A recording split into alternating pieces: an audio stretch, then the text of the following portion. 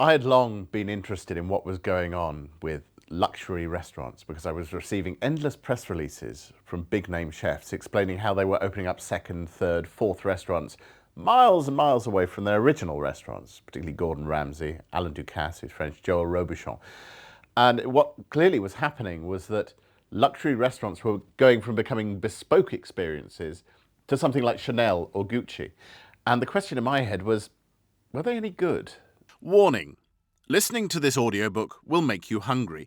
Hunger can seriously affect your ability to concentrate, and after a few pages you will be incapable of appreciating either the grace or the subtleties of my writing.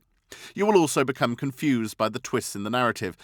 As a result, you may fail to grasp my justifications for some of the dodgier episodes, particularly the Paris thing.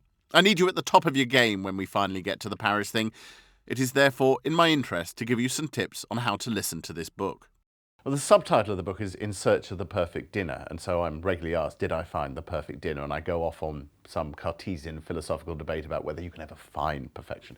But the answer is I came close on 3 occasions, and on all 3 of those occasions it was in the individual restaurants of people who didn't have other places. 2 of them were in Tokyo.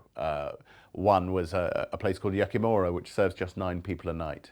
And Mr. Yakimura is always there behind the bar doing wonderful things with crab. The other was a sushi experience when it was just me and the sushi master. It was the smallest high-end restaurant in the world that night. It had only 1 guest, and that was me.